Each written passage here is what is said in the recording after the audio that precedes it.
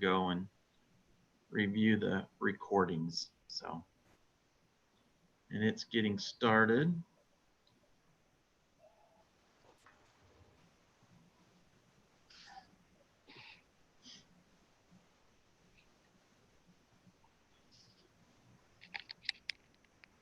Okay, it started, and I'll go ahead and start recording on Zoom. And we'll get going. So welcome everybody.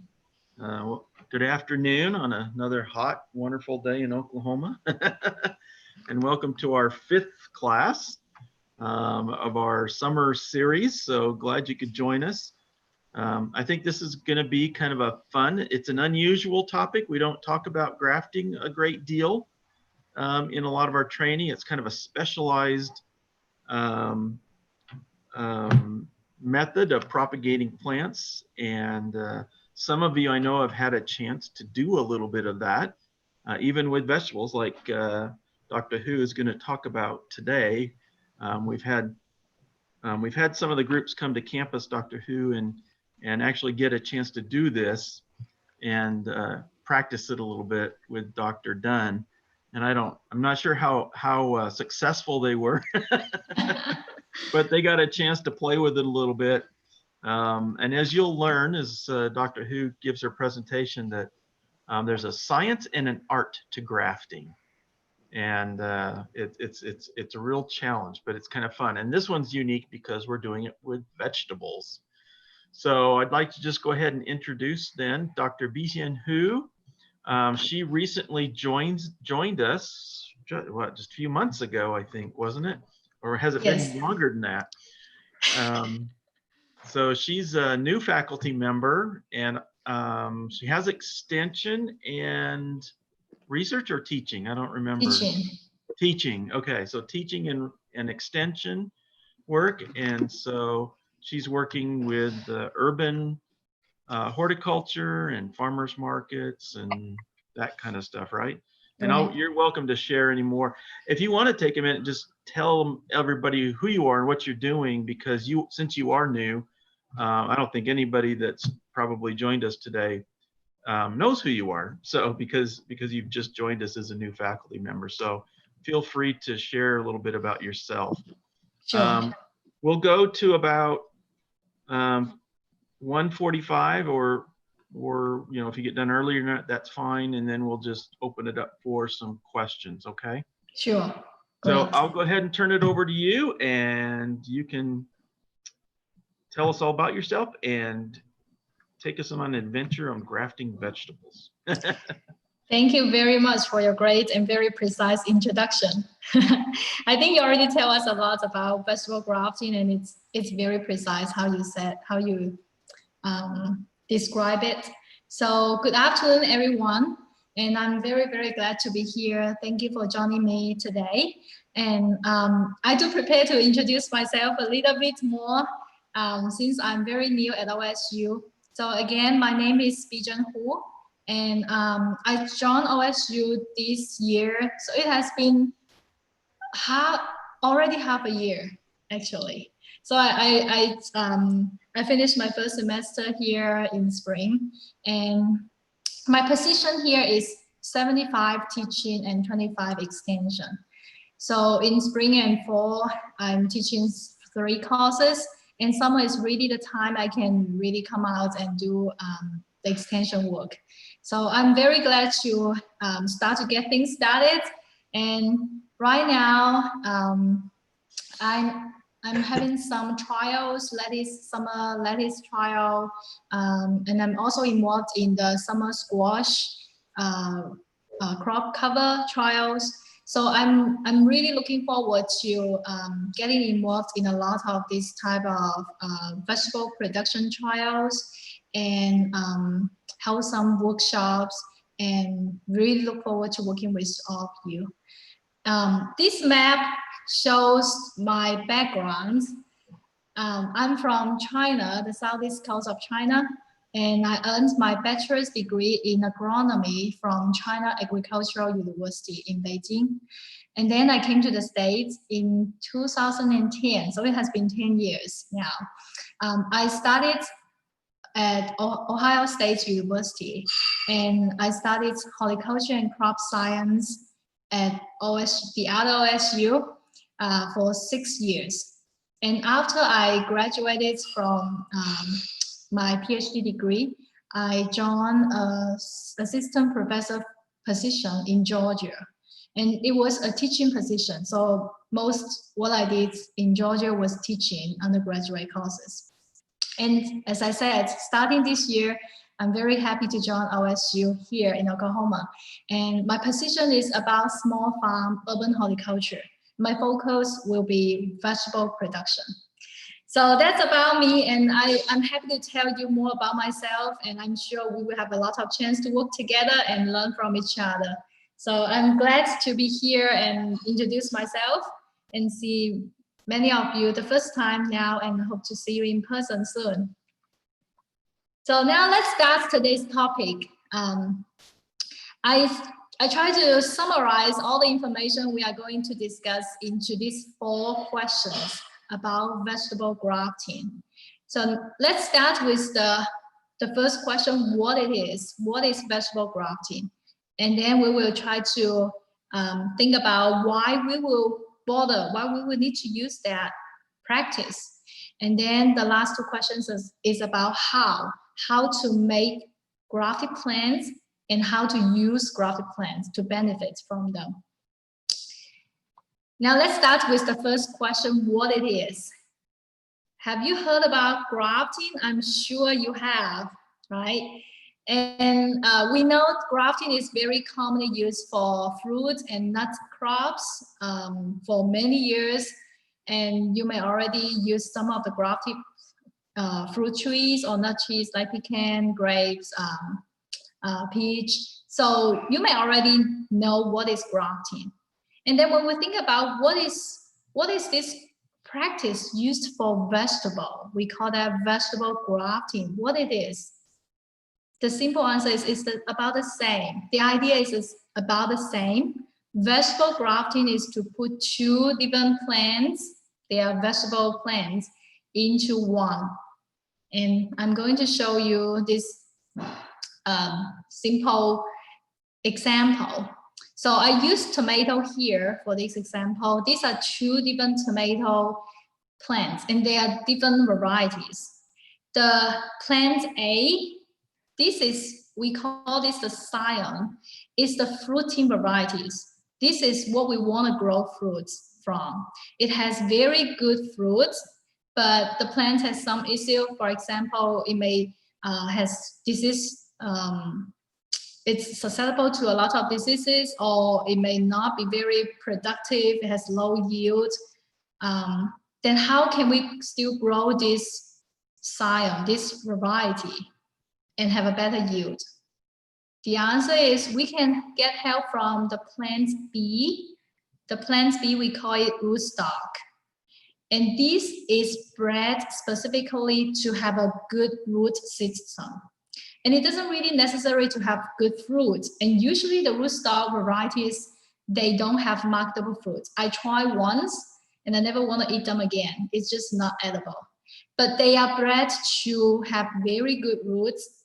And usually they have very strong disease resistance capacity, or their roots are very vigorous, so they can they can extend the growing season, or they can increase the yield. So by grafting, we combine these 2 plants, these 2 different varieties together. We first cut the plants, discard half the materials, and we arrange the shoots from plant A onto the roots of plant B. Again, plant A is called a scion. That is the plants provide the shoots. And the plant B is the rootstock. It provides the roots. And by grafting, we put the shoots from the scion onto the roots from the rootstock. And what it does is we really make a hybrid, but this is different from what we call hybrids. This is not from the breeding program. It's like a physical hybrid. We combine the good traits of the two plants into one just by cutting them and putting them together. So that's why I call it physical hybrid. And we will use some kind of a clip to hold them together, and it takes a few days to heal, and then it's ready to be transplanted, and we can grow them for production. So that is grafting. It's very similar as the grafting the fruits or nuts trees. So the idea is about the same, as I said. And here is the history of vegetable grafting. The first documentation we can find is, it was more than 1,000 years ago in China. And we can see over all these hundreds of years, grafting has been used and become very common in some of the Asian areas or some areas in Europe.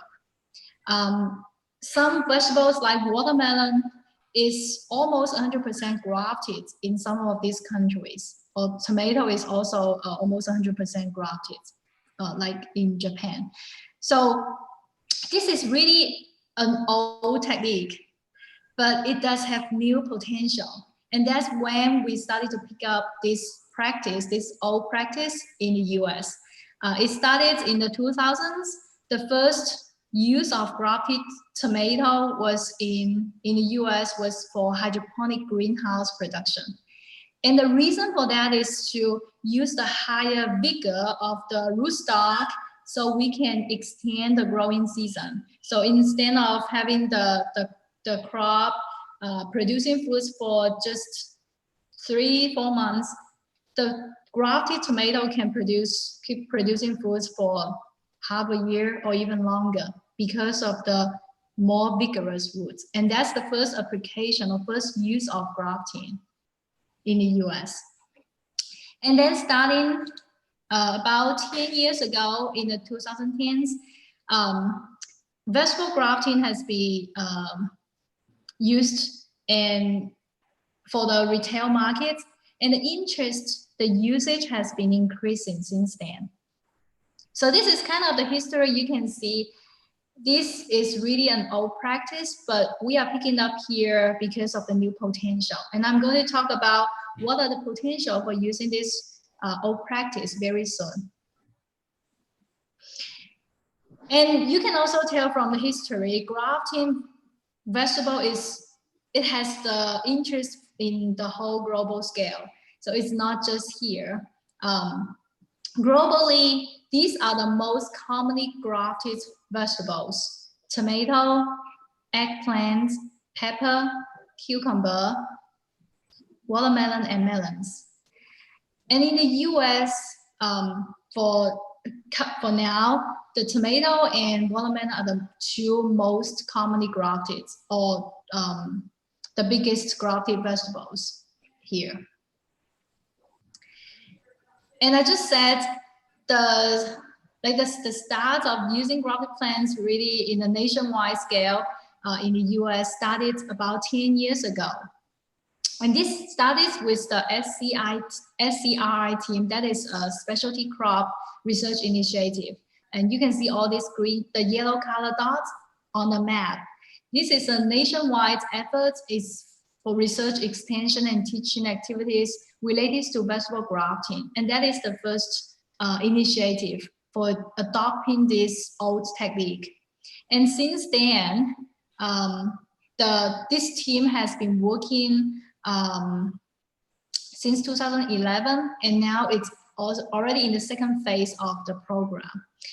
And the black color dots also show the other states, the other institutions joining this nationwide effort and trying to see how this practice is working in the states and how we can adopt this old practice.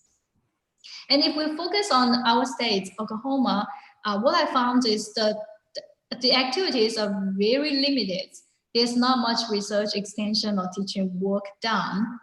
And I also talked to several people, and what I was told was the usage of grafted vegetable is still very limited here. So I'm very happy to pick up the work and see how it works here in Oklahoma, and maybe we can benefit from this practice here too. Okay, so I just talked about what is vegetable grafting and the current status of this old practice. I want to pause a little bit and ask if you have any questions before I move on. And you also please feel free to stop and just ask questions whenever you think of any.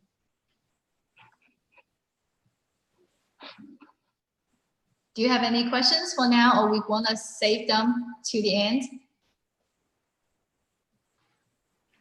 I don't see any popping up, so maybe we can wait till the end and then address questions.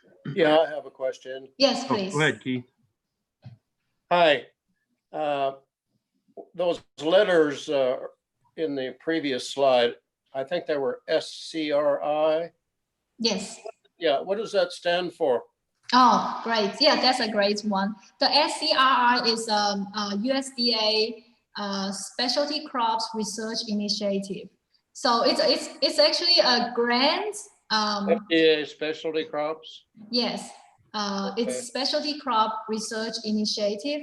And there are 2 phases of this grant, and it's a multi-institution and nationwide team. So the first phase was 2011 to 2014, and that was the time I started to work in the team.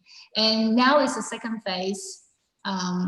So it has, this team is really, I think it's really the beginning of the nationwide efforts in testing this old practice in the US. And also they have a lot of extension workshops in all over the country, trying to help people adopt this practice. And I have the website at the end of the slides, so you can see, you can go to the website and see a lot of this team's work.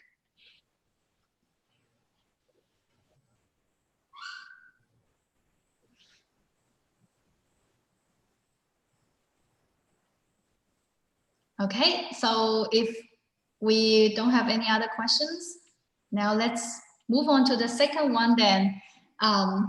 Why we use grafted vegetables. So I always want to use this example to show us some of the major reasons why we will bother, because grafting, it means more work. Why we will want to do that? Just imagine we want to grow heirloom tomatoes. Everybody likes heirloom varieties. They are so unique, but we also know they are not easy to grow. Usually the heirloom varieties, they don't have resistance, and they may have lower yields. They are not very productive. So that's the common issue for a lot of heirloom varieties. Then how can we improve the performance of these heirloom varieties? One way to do that is to graft the heirloom varieties onto a rootstock. So for example, we just picked some of these varieties and pick the tomato rootstock and put them together. The tomato rootstock have better roots. Their roots have resistance and they are more vigorous. So it will solve these common issues because of the better root system by grafting. And those are the major reasons we use grafted plants. So one I just mentioned is for disease resistance. If we want to grow a variety that doesn't have a specific disease resistance in the, but we do have this problem in our farm or in our field, then what we can do is we can choose a rootstock varieties has the disease resistance and just graft the shoots from whatever we want to grow onto the rootstock roots. And in that way, we can have the disease resistance because we change the root system. Another reason is for the abiotic stress. Because of the better roots, the grafted plants can tolerate a lot of different stress. For example, very common here is the drought or floods, or the extreme temperature, too cold in the early season or too hot. The grafted plants can help with this stress. Another reason I also mentioned in the example is better vigor. we change the roots. And the rootstocks are usually bred to have very vigorous root system. So the grafted plants have higher vigor. It means it can be more productive. It can increase the yield, and more often it also means longer harvest window. And that is very important if we are the home gardener, or if we sell produce at the farmers market. The long harvest window can really benefit by extending our market presence, or we can keep harvesting from the same plants for a longer time. So that is really beneficial. We can also use grafted plants to reduce the inputs of fertilizer, land, and water. That is also related to the more vigorous root system. There are research shown the grafted plants have higher fertilizer, nutrients, or water use efficiency, so we can reduce the inputs of those resources. And other benefits can be the improved fruit quality. That is always very important for if we have the direct customer markets. The fruit quality is very important. And grafting can improve the qualities in some situations. So now let me show you just some more examples. This is the grafted plants grow in high tunnel in Kenya, and this is an international project, and it's not part of the SCI, but it's to test the grafted plants in some of the developing areas or countries. So the difference between the ungrafted plants on my left-hand side versus the grafted plants on my right-hand side, you can tell the difference very easily. And that is from the effect of grafting. And you can tell that the vigorous root system really improve the crop growth. And you can tell probably the yields will be also improved by grafting, just by how the plants grow. This is another example of how grafting may affect fruit quality. The first two rows of watermelons are from grafted plants, and the last two rows are from non-grafted plants. And the hollow heart incidence is much less in the grafted plants. So the fruit quality is improved because of the grafting.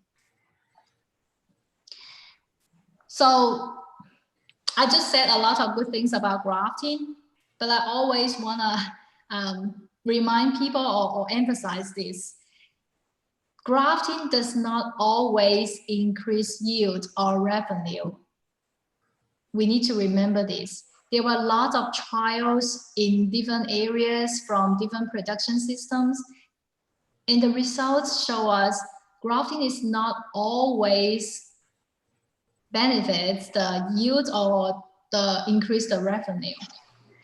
Grafted plants are more expensive, and using grafting does take more time, energy, skills, and usually investments. So the advice is always to use grafted plants with a clear reason. Without that, we are taking the risk of investing more, but not getting it back. This is one example done in Ohio when I was there. You can tell the fruits from not grafted plants, and the second and the third pictures are the fruits from grafted plants. The yield, the total yield is not significant difference between the grafted versus ungrafted plants. So this is just one example, but we need to remember this. Grafting is not a guaranteed practice. And what we found is how grafting does for the crop it really depends on the production systems or the growing conditions, and also the cultural practices. So it's very complicated, and that's why we need to know why we will use the grafted plants, so that we can make sure we will benefit from it. It can be a specific disease that we want to overcome, or it can be the reason that we want to extend the harvest window. We want to have a more vigorous crops or whatever, but we need to know the reason, so we will benefit from the grafted plants, and we can cover the extra costs. So I just go through the reasons, and there are a lot of potential, and also we need to be careful because of the extra input or the extra investments we need to put in when we use grafted plants. So any questions? I want to pause again briefly, just in case you have any urgent questions you want to ask.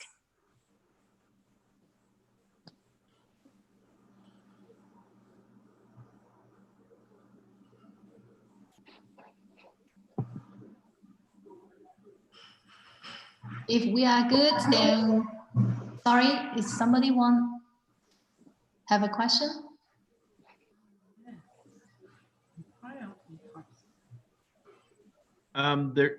There's, excuse me, there's one in the chat box that says, are there lists being compiled of types to graft? Oh, thank you. You said there's a question from the chat box. Yeah. And yeah. Types of graft. Mm-hmm. Yeah, it asks if there's a list of types of tomatoes that I guess work well in grafting. Mm-hmm. Mm-hmm. That's a good one. So if I answer the question correctly, you mean, are there any fruiting varieties that can be grafted? And the answer is no, there's not such a list. There are lists of available rootstocks varieties.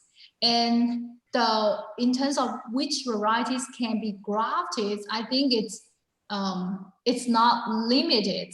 We can graft whatever varieties we want for tomato, because tomato rootstocks are all, they are still tomato, so we never see compatible problems.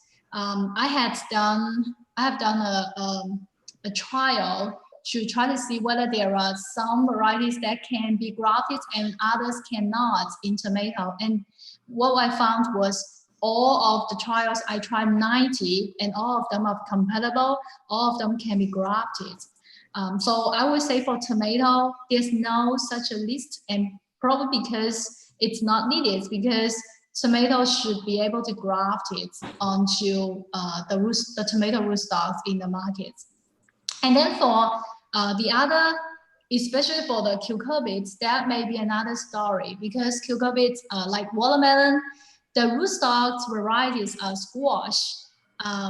So there may be some compatibility issue. There's not such a list, as I know, saying which varieties can be grafted, though, even for cucurbits. I would say usually we will, the reason we graft is we want to continue to grow what we want to grow. So the scion or the shoots we use for grafted plants are usually not limited to the resources. It's the rootstock. We pick whatever we want to grow as the scion. And then based on what we need to overcome, like a specific disease, then we will pick the certain rootstock with the maybe the disease resistant capacity or the vigor we want, and then we graft them.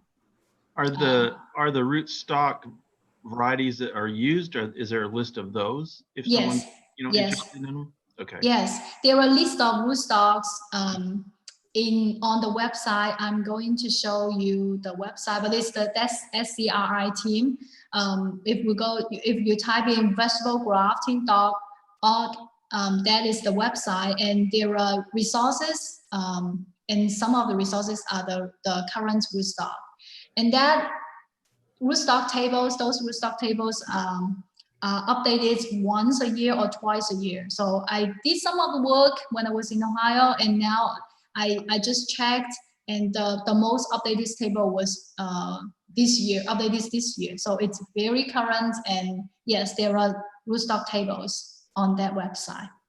Okay, couple more questions. How do you know if a vegetable has been grafted?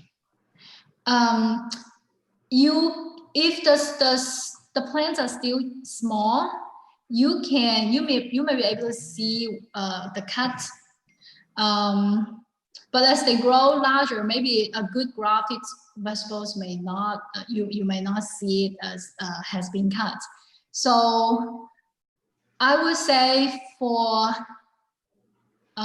when you purchase the transplants, if it's grafted, it will tell you because the price is much higher, and they will use the grafting as the to justify the higher cost. Why this is $3 instead of $1 something, or so you can see the cut.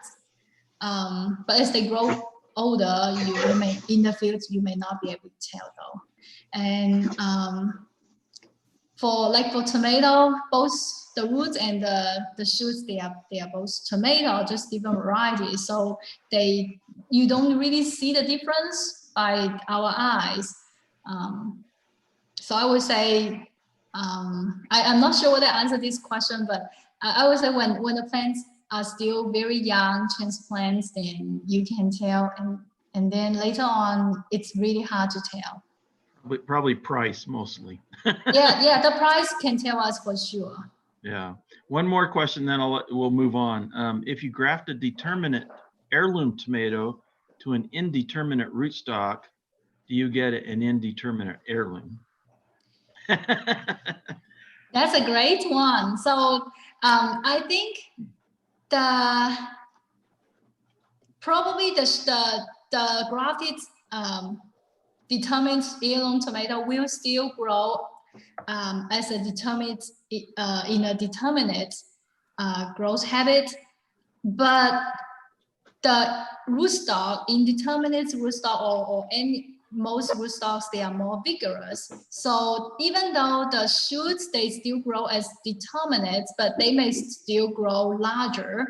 But I think the growth habits in terms of where they will start to flower at the tip of the shoots instead of along the stem, and they will stop growing any longer once they start to flower. Those should stay the same, because by grafting we are not changing the genetics things of the plants.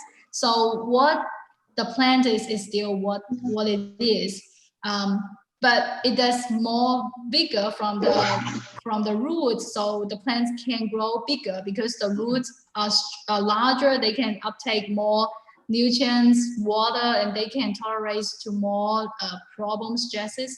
So that makes sense for the grafted plants to grow bigger. But what is determined by the genetics, that is determined or no indeterminate, should stay the same. So I would say it will stay to be determinate, but it can be larger.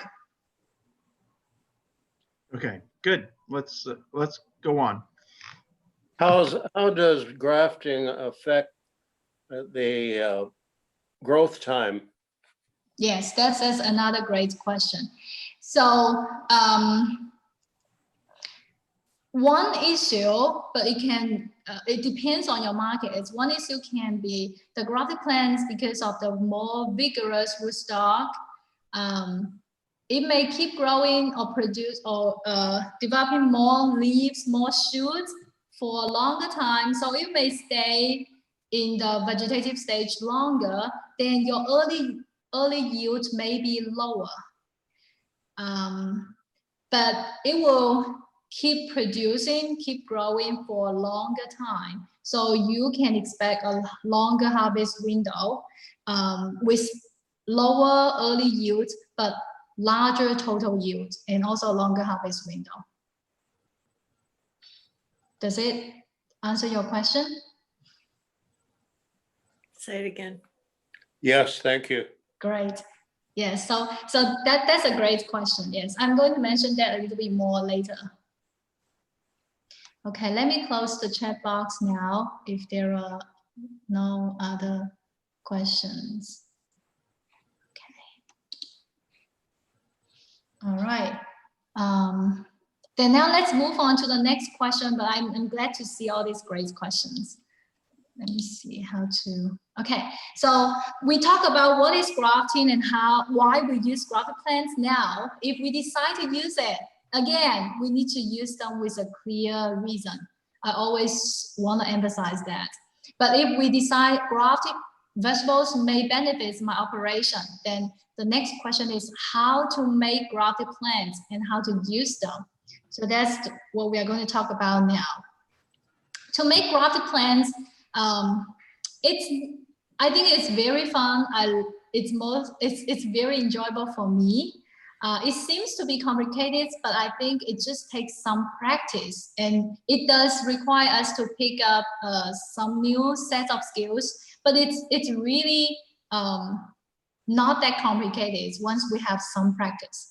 So this shows us the whole process, and in this slides, I use cucurbits as the example this time.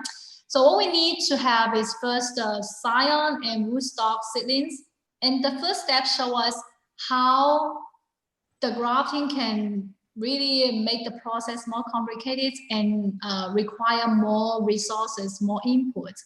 Instead of having one variety, now we double the work. We need to have two. We need to have the rootstock. And so that's why it takes more time, more work, and more money. And once we have these rootstock and scion seedlings ready, the next step is to cut them, put them together. We call that grafting. And then we need to create the appropriate environment for the grafted plants to heal.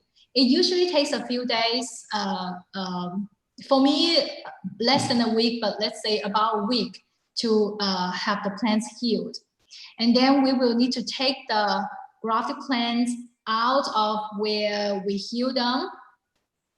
And it will take about 2 or 3 more weeks to finish the transplants. And then they are ready for either shipping or be transplanted in the field.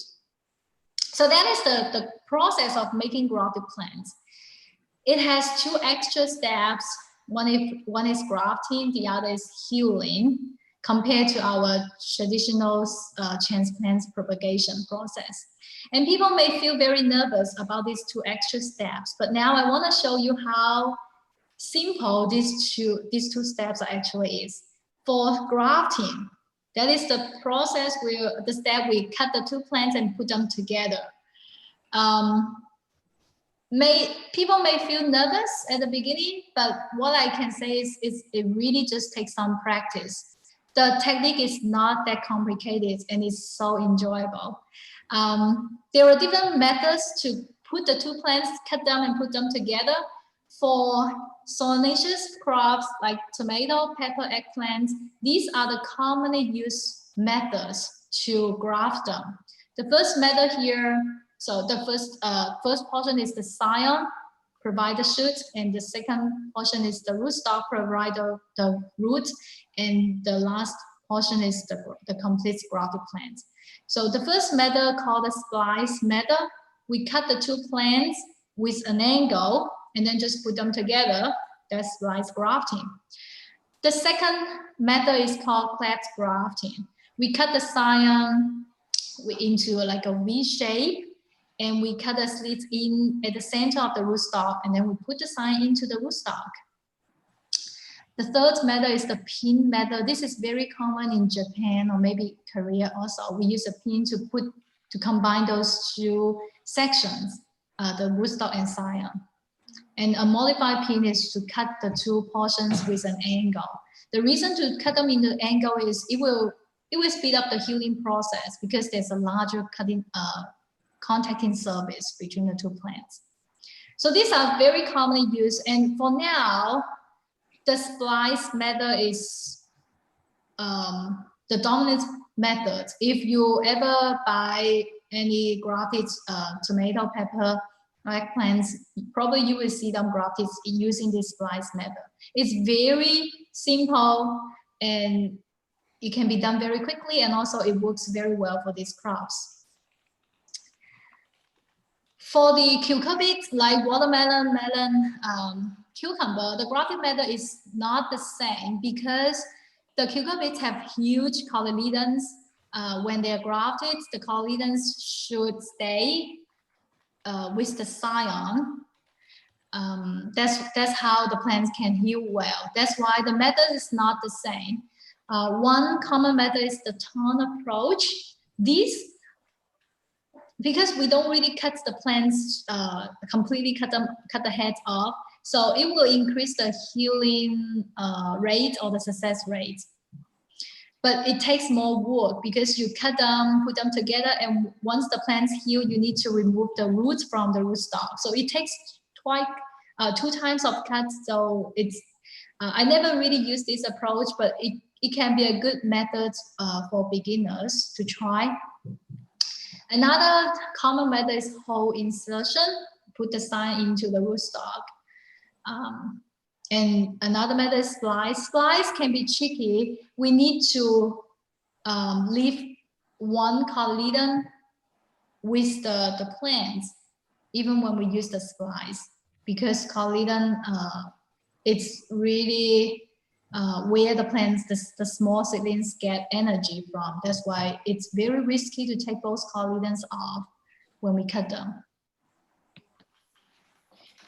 So it's hard to just look at the pictures and imagine how to do it. So I really hope one day we can practice in person and you can really take the razor blades and make the cuts, then you will feel much better.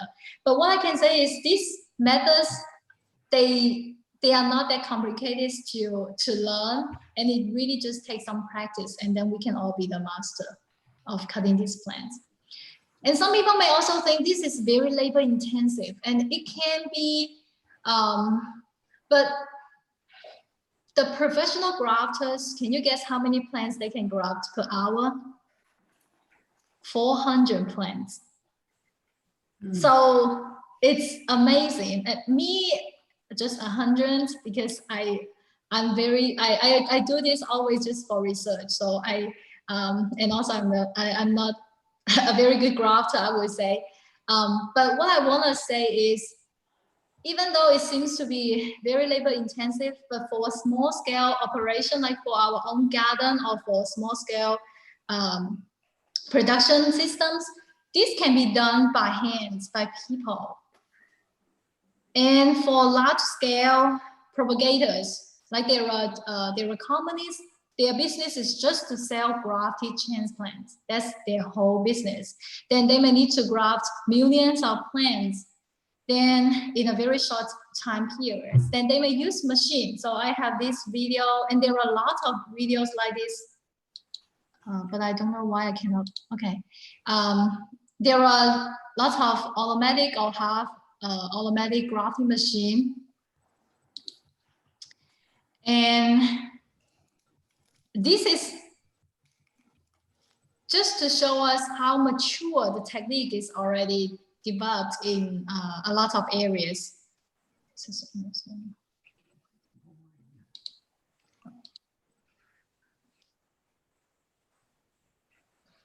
And this machine is actually developed in, I think, in Clemson University. So we have new propagation company or propagators, and their business is built on making grafted vegetable plants.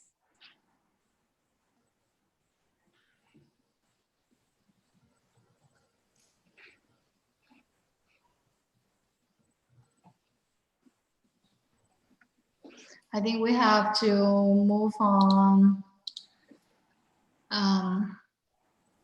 I believe I need to also turn it off. Oh, it will play the music all the time. Okay, so let me come back to here. I think my message here is this is feasible for us to do it. And there are also large scales of propagators who are selling these grafted plants. So we can graft our own plants, or we can buy them. We just talked about grafting. Another extra step is healing. Once we cut the two plants and put them together, some people may feel very nervous is how to help these plants heal together. They have such a huge wound, and it seems to be very scary to cut down. Anyway, the secrets for healing these plants are really two keys here. One is make sure it's clean, so we don't introduce pathogens to the wounds. We want to make sure we use clean tools. The working station is clean. We clean our hands before we touch the plants. That's very important, because grafting is really like, it's an organ transplantation in the plant. So make sure it's clean. And the second key is we want to create the right condition to prevent water loss. So why that's important? When the plants are cut and before they heal, the water cannot transport from the roots to the shoots, because there's a gap between the roots and shoots where we cut them. So we want to make sure the water in the leaves are not lost before they heal. Once the water is lost from the leaves, the plants will get wilted and it can never recover, because there's no water can be transported upwards to the shoots. So we need to create some kind of an environment to make sure that the water will stay in the leaves until the plants heal. And then it will be fine. Once the plants heal, it will just like the normal transplant. Then what is the condition we want to create? What is the environment to help the plants retain the water? There are two very important environmental factors. One is the temperature. We want to keep the temperature at a moderate level, not too hot. The other is the humidity. We want to increase the humidity. And that is easy to understand. If it's cool and humid, the plants does not transpire or lose water that quickly. So the water will keep in the leaves, in the shoots, until they heal. And how can we create that cool temperature and high humidity environment? We can do it really using whatever we have in hand. It doesn't need to be a new investment. It really just about using what we have in hand. Like these are the simple, we call it healing chambers. It's the area where we put the newly grafted plants in until they heal. This is just for a few plants, then we just put two cups together and put them inside in the room. And it's cool, and the cups will keep the moisture inside. Or we can use a sealed boxes, a sealed box to keep the humidity inside. We can add a shallow layer of water at the bottom of the box to maintain the high humidity, and put this indoor, then it can be cool.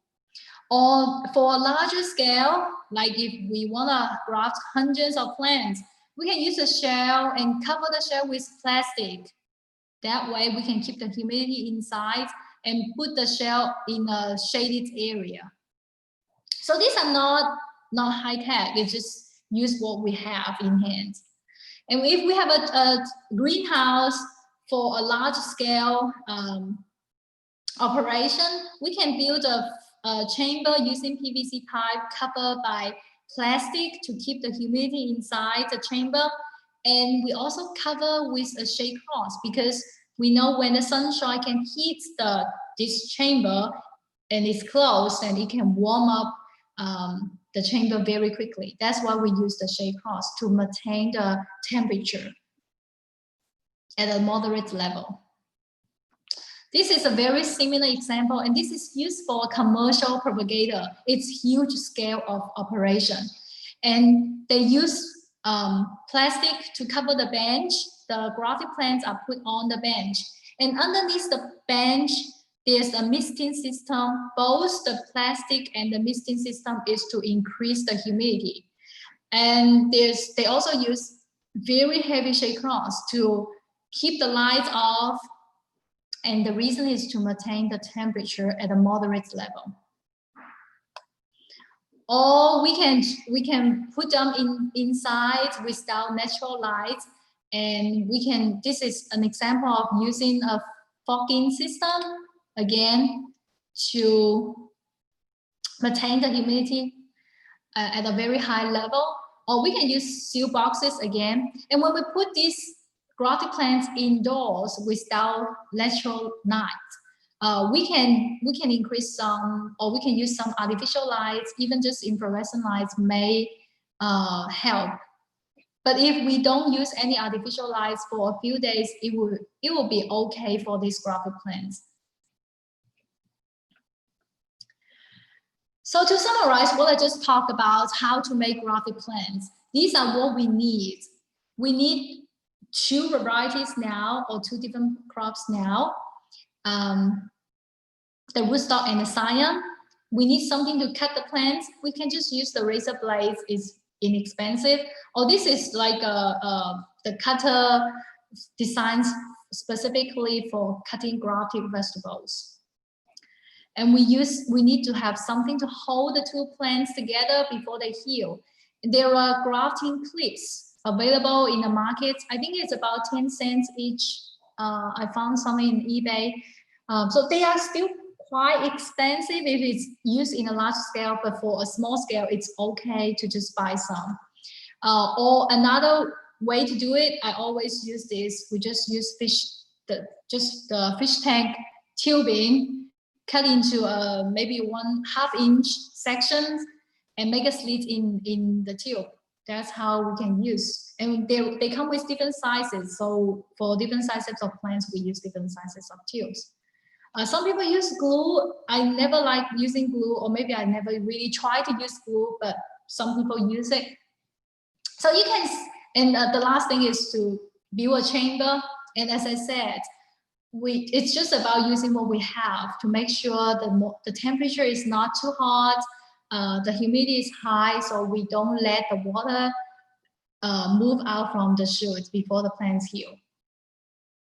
And looking at all these materials, it doesn't mean a lot of investments. That's why I always think it's really feasible, it's adaptable for us to make our own grafted plants. But again, we can always buy the grafted plants.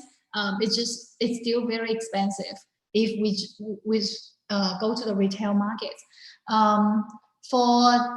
For me, when I bought like hundreds of plants, then it's not that expensive. It's maybe, I think it's about $1.50 or 25 cents each. It's still more expensive, but not that crazy. But if you just buy a few plants or from like Jonas Selected Seeds, it's very expensive. So I think it's good and fun to just try make our own. The last question is how to use them. Once we get the grafted plants, we make them, now we have the grafted plants. How to grow them and to make sure we can benefit from all the extra work we put into the grafted plants. These are some examples of grafted plants growing in different production systems. And this is what I mentioned at the beginning. This is grafted tomato in greenhouse. And I said the first usage of it is for hydroponic greenhouse production. These grafted plants really increase the vigor of the plants. So they can keep growing into trees, and we can keep harvesting them for a long time. And that is the reason people use grafted plants for this operation. And this is grafted tomato in open field. This is in high tunnel. So where can we use grafted plants? From those pictures, the take-home message is grafted plants can be used in many different settings. It is really not such a limit. It can be used in protected systems like greenhouse, houses, or open field. It can be large scale or small scale. It can be in the home garden or used for commercial large scale production. It can be used in conventional approaches or sustainable organic approaches. And I think one reason people use grafted plant is for organic production. it can be a very powerful strategy for the disease management for organic production. It can be used in the field with stress or without stress. Even without stress, like the greenhouse production I just showed you, probably they don't really have a specific disease to overcome or specific stress. What they want is the vigorous plants, so they can keep harvesting from the same plants for a longer time. And it can be used with standard management or adjusted management. There's a lot to say about this because there is still a lot of work ongoing. People are still trying to test whether we need to adjust the management, like how we water the plants, how we put fertigate the plants, or even the spacing. So there's no just a simple conclusion about this. But general idea is we can have larger space for grafted plants because the grafted plants are more expensive. So we can lower the planting density, but still have the same yield or even improved yield because the plants are more vigorous, they are growing larger. And we can reduce the irrigation or fertilizer rates because the vigorous root system can uptake the water and nutrients at a higher efficiency. So maybe we can reduce those inputs to cover the extra cost of the grafted plants. So all those are the general ideas, but it's still testing ongoing, how we should adjust the management to maximize the benefits we can get from grafted plants. But right now, we know we can just use we can keep doing with the same thing for the grafted plants as the non-grafted plants. Just use the standard protocols, it works fine. But we are looking at more adjusted protocols so we can save more money and we can increase the revenue. So talking about the money, I said that many times, grafted plants means more expensive. There are a lot of work also look at the cost from grafting, and labor is a huge one if you look at the pie chart here. So that's why for small scale and for beginners, I think it would be good to try to graft. And the materials, especially the rootstock seeds, they are expensive. The utilities, it takes more time when you graft them because it takes at least those extra time to heal the plant. So it does take some more utility.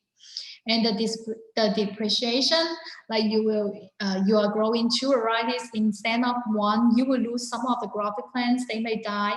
But again, after some practice, the survival rate can be almost 100%, especially for tomato.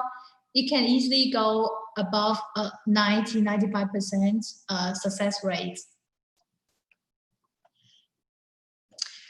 So the last point, I always try to emphasize this. Grafted plants does not always increase revenue. We need to use it very carefully, but it has lots of potential. So this is a summary of where we can start. These are some situations we can consider using grafted plants. Under these situations, growers may benefit from grafted plants most. One is when we have severe soil-borne diseases. Especially, we have preferred scion varieties. We have preferred varieties, but those varieties does not have the resistance to the diseases we have. And if it's small land base, means we cannot really do crop rotation. We don't have a lot of other control options. Then grafting is a valid one.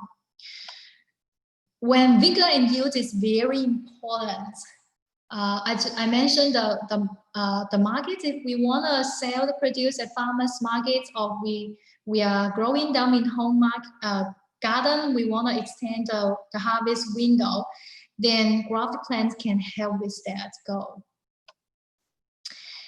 The last thing, I think he asked this question about how grafted plants affect the growing, the timing.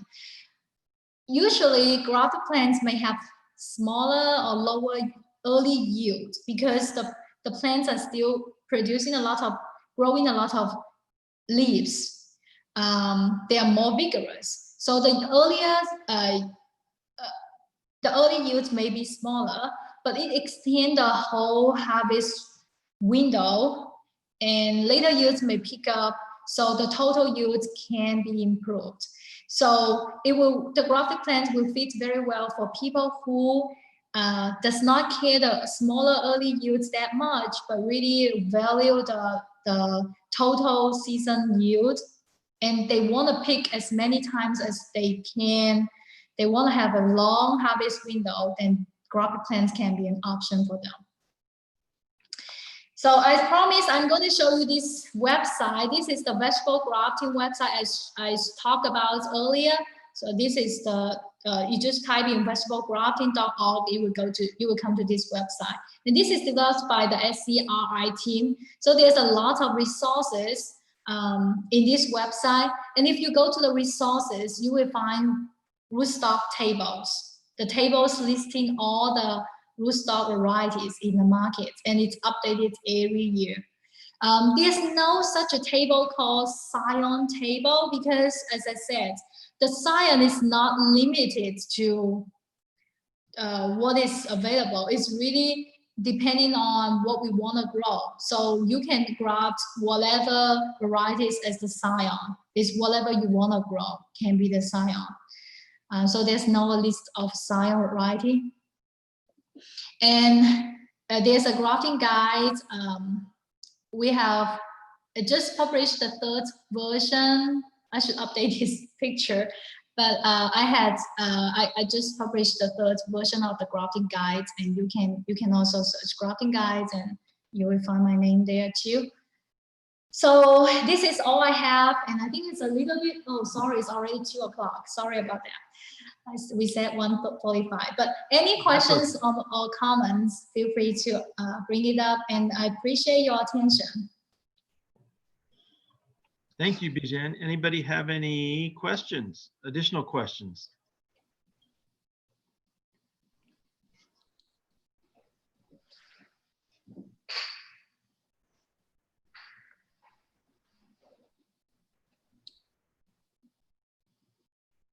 Nobody? I think they answered all of, or asked all of them in the middle. So that's great. I'm just looking at. Okay, great. Thank you. I just tried to check the chat box, make sure there's no more questions. And if you again, a reminder, if you haven't already, if you put your county that you're representing, that your program is in, I would appreciate that as well. In the chat box. Thank you.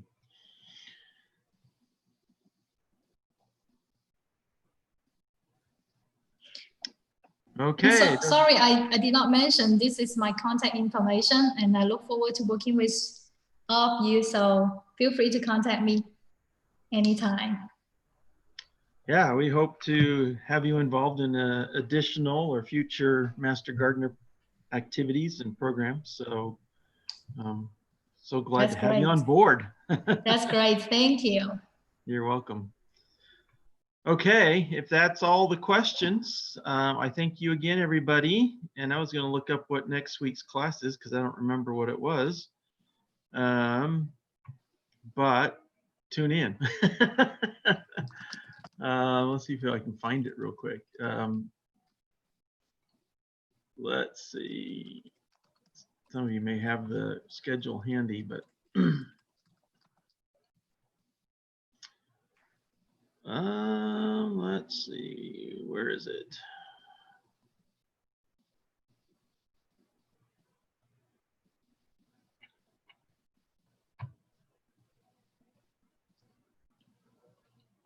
I saw water efficient plants. Well, In the yes. chat So box. there, I was thinking it was Brenda. So yeah, Brenda Sanders next week, July 14th, we'll be talking about water efficient plants. So some of you may remember Brenda. She was actually hired just prior to me, way back when I first started 23 years ago, when she was the Oklahoma gardening host at the time.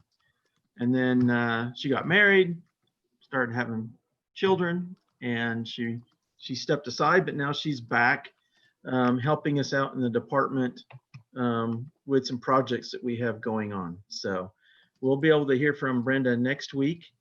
So again, tune in. Please invite your Master Gardener friends if they haven't had a chance to join us, or if they're not aware of this, hopefully they're aware of it, and ask them or invite them to join us too. And we'll send out the information as usual with what people will need to join us. So there isn't any more questions. We'll go ahead and say goodbye. And again, thank you very much to Dr. Hu, and we'll see you all next week. Thanks. Thank you, everyone. Very nice to meet you all.